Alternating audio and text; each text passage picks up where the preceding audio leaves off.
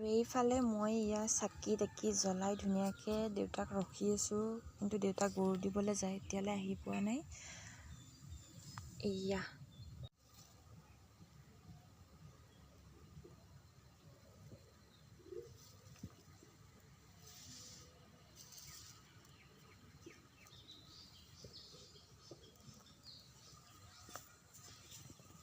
এয়া ইয়াতে লৈছোঁ অকণমানকৈ তিল, তাৰপাছত চাউল আৰু তিল ছটিয়াব লাগে।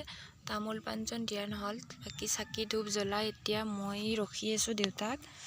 মাৰো কাম হৈ অহা নাই আৰু দেউতা মানে গৰু দিবলৈ গৈ পথাৰৰ পৰা আহিয়ে পোৱা নাই।